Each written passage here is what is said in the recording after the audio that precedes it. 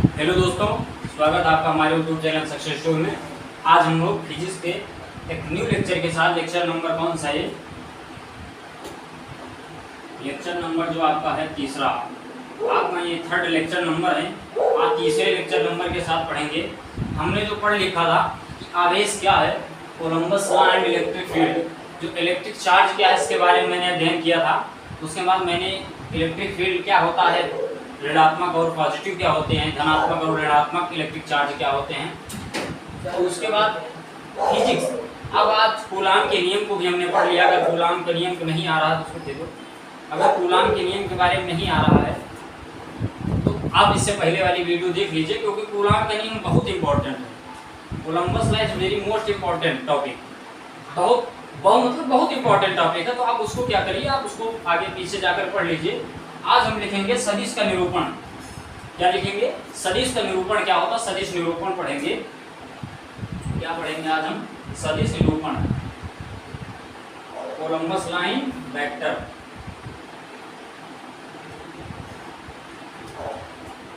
Columbus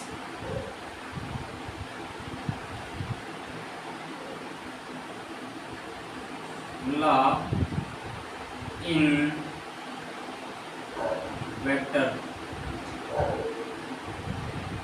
क्या होता Columbus line vector, जिसके बारे में आज हम क्या करेंगे, अध्ययन करेंगे। तो कोलंबस लाइन वेक्टर क्या होता है? जैसे आपने बताया, आपने जैसे लिखा ए बराबर बी अपॉन सी। अगर इसको हम ऐसे लिख दें और इसको ऐसे लिख दें और इसको क्या लिखते हैं, ऐसे लिखने के बाद इसको मोड में दिखा दें, तो इसको क्या कहेंगे, ए कैफ। इसी को बोलते हैं हम वेक्टर फॉर्म में। यानी जो ये लिख लगा दिया, ये इसको हम बोलते हैं वेक्टर फॉर्म में। तो सेम यही कंडीशन आज क्या होने वाला है, कोलंबस लाइन वेक्टर। देखो कोलंबस लाइन वेक्टर क्या होता है कि दो स्थिर क्या होते हैं, दो स्थिर आवेश होते हैं Q1 और Q2। आइए फिगर की ओर चलते हैं, फालतू बात ना करें। दो स्थिर आवेश हैं, नंबर 1 Q1 और नंबर 2 जो हो जाएगा आपका Q2। Q1 और Q2, एक मूल बिंदु जीरो क्या है, मूल बिंदु है। इससे ये मिल गया और इससे ये मिल गया, अर्थात जीरो क्या है, मूल बिंदु है। ये कौन सा बिंदु है? मूल बिंदु है। देखो ज्यादा लिखने की कोई जब समझ लोगे ना तो लिख आराम से लोगे, क्योंकि देखो पहले फिगर को अच्छे से समझ लो, उसके बाद क्या हो जाएगा, थ्योरी तो आप ऑटोमेटिक लिख लोगे। क्या मैंने बताया कि Q1 और Q2 एक स्थिर बिंदु है। स्थिर बिंदु क्या है, आवेश है, जिसका एक का नाम Q1 और एक का नाम Q2 है। Q1 द्वारा Q2 पर लगाया गया बल, अगर Q1 Q2 पर बल लगा रहा, अगर ये पेन अगर हम पर बल लगाएगी तो मैं इधर जाऊंगा, लेकिन मैं इस पर लगाऊंगा तो ये उधर जाएगी। सपोज समझ में आया कि नहीं आया? तो क्या हो जाएगा, ऐसे एक क्या हो जाएगा, एक रेखा हो जाएगा, जिसको बोलते हैं F21।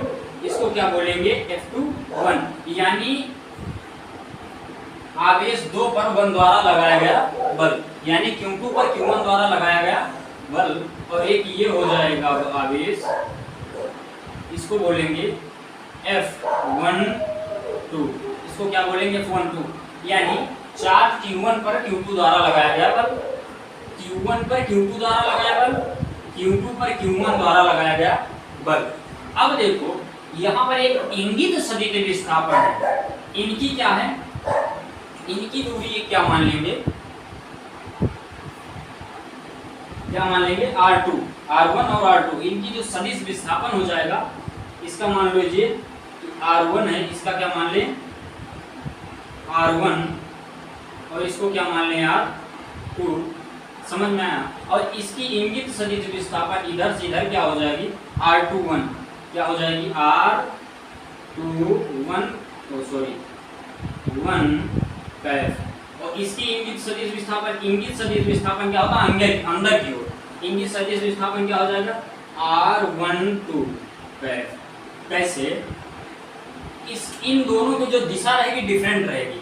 R12 की दिशा इधर रहेगी और R21 की दिशा ऐसी रहेगी, यानी इन दोनों की दिशा क्या है, डिफरेंट है। इन दोनों की दिशा क्या है, डिफरेंट है, अर्थात अब तुमको यहाँ से तुमको समझना है, देखो ऐसे समझो, दो स्थिर बिंदु आवेश हैं नंबर 1 Q1 और Q2, दो स्थिर बिंदु आवेश हैं Q1 और Q2, Q1 और एक मूल बिंदु है जिसकी इंगित सदिश विस्थापन R1 और R2 है। Q2 से मूल बिंदु तक की दूरी R2 और Q1 से मूल बिंदु तक की क्या हो जाए सदिश विस्थापन क्या हो जाएगा R1। Q1 द्वारा Q2 पर लगाया बल F21 होगा और Q2 से Q1 के द्वारा Q2 से Q1 पर लगाया गया बल F12 होगा। अब देखिए जहां पर क्या हो जाएगा R21, इधर क्या हो जाएगा R21 is equal to R2 minus में R1, क्या हो जाएगा R2 माइनस में R1, और जहां पर Q1 और Q2 इज ग्रेटर देन 0, यहाँ पर Q1 और Q2 क्या है इज ग्रेटर देन 0 है, क्या है इज ग्रेटर देन 0। नहीं समझ पाए तो इसको हम वेक्टर में लिखेंगे। देखो ऐसे क्या होता है, इसको प्रदर्शित करने की दिशा होती है, अभी आगे पढ़ाएंगे, इसको ऐसे भी दिखा सकते हो, और जब वेक्टर फॉर्म में लिखोगे तो क्या लिखोगे R21 ऐसे बराबर R2 vector minus R1 vector. नहीं समझना है, R2 माइनस R1 वेक्टर, इसको हम ऐसे लिखेंगे जब वेक्टर फॉर्म में लिखेंगे। यानी क्या है, 0 एक मूल बिंदु है, स्थिर बिंदु आवेश Q1 और Q2, देखो हम ज्यादा लिखेंगे नहीं, क्या लिखोगे क्या, माना दो स्थिर बिंदु आवेश Q1 और Q2 है, उसके 0 मूल बिंदु है जो Q1 और Q2 0 से क्या है बड़ा है।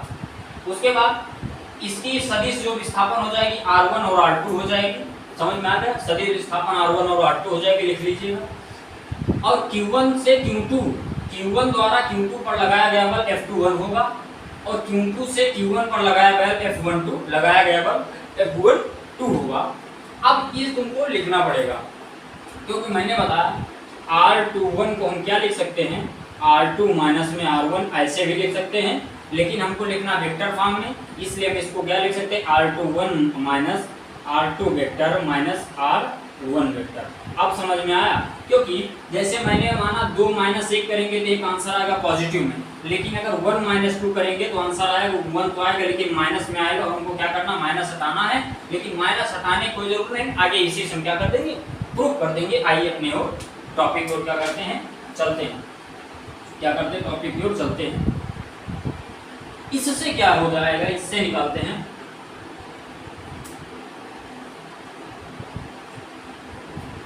Q2 से Q1 की ओर इंगित सदिश विस्थापन। ये क्या है, Q1 से Q2 की ओर इंगित सदिश विस्थापन है। इसी प्रकार Q2 से Q1 की ओर इंगित सदिश विस्थापन, इंगित का मतलब होता अंदर सदिश विस्थापन, सदिश का मतलब दोनों की दिशाएं अलग है, मैग्नीट्यूड भी होगी, समझ में आएगा। इंगित का मतलब अंदर विस्थापन, इसके अंदर की विस्थापन होती है। Q2 से Q1 की ओर इंगित सदिश विस्थापन क्या हो जाएगा, क्या हो जाएगा Q2 से Q1 की ओर इंगित सदिश विस्थापन क्या हो जाएगा R12 क्या हो जाएगा R12, लेकिन यहाँ पर ये नहीं लगाएंगे, यहाँ पर ये लगाएंगे। ये दरवाजा बंद कर दो, ये दरवाजा बंद कर दो, धीरे धीरे को करा। अरे अंकल अंकल नहीं, अगर तुमको परेशानी हो तो खाली कर दो ना। इसका क्या हो जाएगा विस्थापन R12, इसका क्या हो जाएगा R12, तो R12 ये क्या हो जाएगा, देखो इसका विस्थापन क्या हो जाएगा R12, इसका विस्थापन क्या हो जाएगा R12, तो इसको क्या लिखेंगे R1 माइनस R2, तो इसका जो आंसर निकलेगा वो आएगा माइनस R21, क्या निकलेगा माइनस R21। नहीं समझे, अगर देखो 1 माइनस 2 करेंगे तो आंसर किस में आएगा, -1 में आएगा कि नहीं आएगा, -1 आएगा। अगर 2 क्या कर लेंगे -3 कर लेंगे तो माइनस का 1 इसमें भी तो आएगा। तो बड़ी संख्या जो माइनस में, अगर ये माइनस से इसको माइनस कर रहे हैं तो माइनस क्या आएगा R21, अर्थात आंसर तुम्हारा ये आएगा, क्योंकि यहाँ पर R1 माइनस R2 हो जाएगा, अपोजिट हो जाएगा, तो तुम्हारा आंसर क्या आ जाएगा, यही आएगा। क्या आएगा, यही आएगा।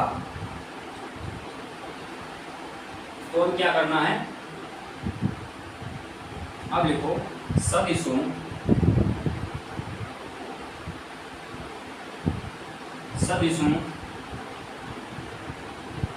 R21 तथा R12 के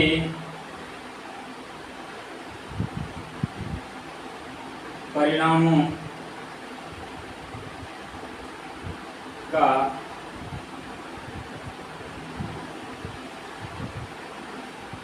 संकेतन क्रमशः R21 एवं R12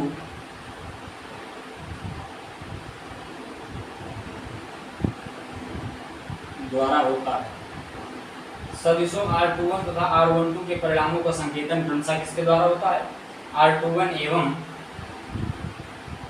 R12 द्वारा होता है। R21 एवं R12 द्वारा होता है। तो क्या हो जाएगा, R12 बराबर हो जाएगा, सॉरी पहला क्या है, R21 बराबर हो जाएगा R12, इसके बराबर हो जाएगा R12 के द्वारा हो जाएगा। तो इसका एकांक जो अनिर्दिष्ट सदिश प्राप्त किया जा सकता है, इसके रेखीय एकांक अनिर्दिष्ट सदिश प्राप्त किया जा सकता है किसी दिशा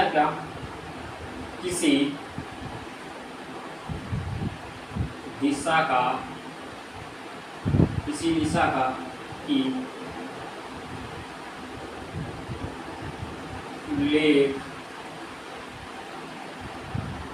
उस सदिश के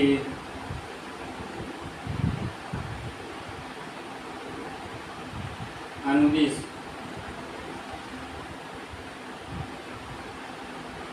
एकांक सदिश द्वारा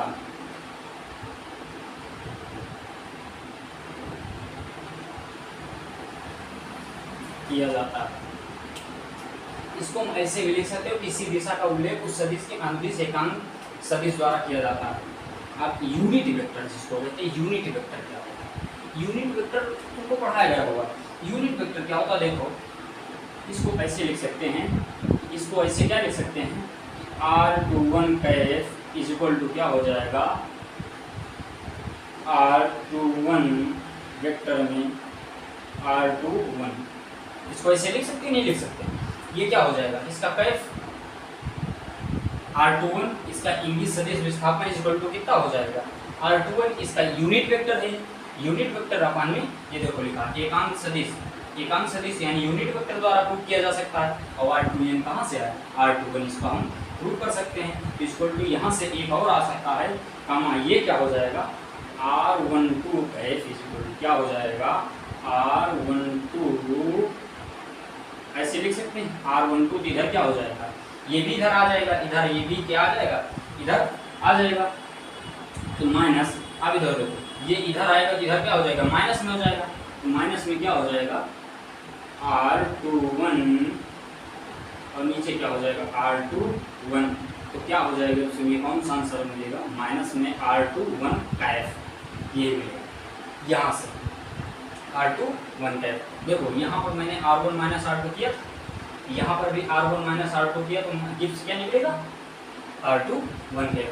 हम यहीं से तुमको समझ में आया, R21 देखो यूनिट वेक्टर क्या होता है, पहले इसका वेक्टर एक एम दिशा, तो इसका वेक्टर लोगे तो अगर ये लिखा है कि R21 कैफ लिखा, तो इसका यूनिट वेक्टर क्या हो जाएगा, R21 ये हो जाएगा, R21 डायरेक्शन इसकी हो जाएगी, ये क्या हो जाएगी, R21।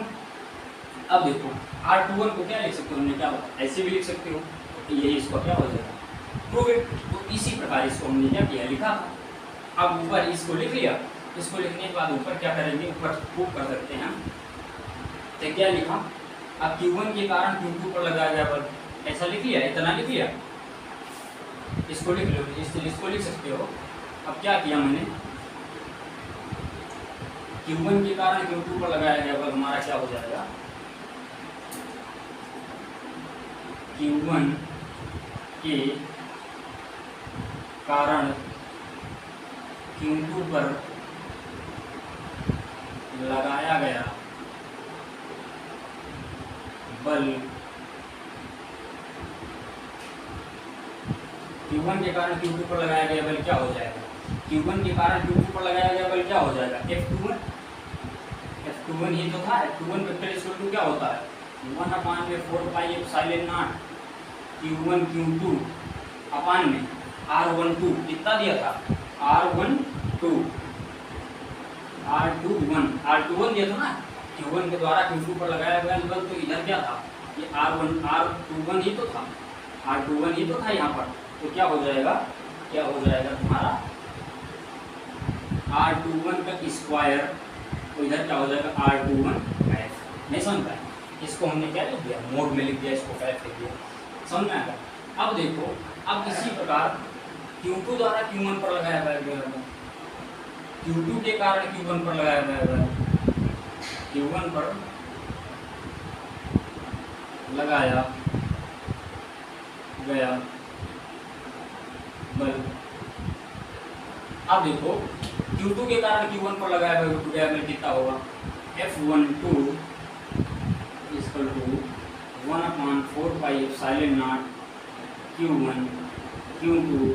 अब देखो R12 का स्क्वायर, तो इधर लिख देंगे R12 का कैफ, इधर क्या लिख देंगे R12 का कैफ। हमने क्या बताया था, एक ये लगेगा तो इक्वल टू इधर क्या आ जाएगा -F12, क्या आ जाएगा -F21, मतलब ये इसके क्या हो जाएगा, बराबर हो जाएगा। अब देखो इसको मान ले समीकरण 8, इसको इसलिए समीकरण 8 लिखा क्योंकि ये जो होता है ये हमेशा 0 से बड़ा होता है। यहाँ पर Q1 और Q2 इसलिए दिखाता है। देखो एक चीज़ देखो, परिणामों के आधार पर इसको ये लिख सकते हैं, बिल्कुल लिख सकते हैं। तो हमने क्या बताया था, इसका बता दिया था कि इसको कैफ है, अगर इसको हम एकांक सदिश में लिखना तो इसका क्या करेंगे, इसका एक वेक्टर लिखेंगे और R21 लिखेंगे, इसको कैफ लगा के R12 वेक्टर और इधर क्या लगा देंगे, वेक्टर के साथ साथ ये पूरा हल हो जाएगा।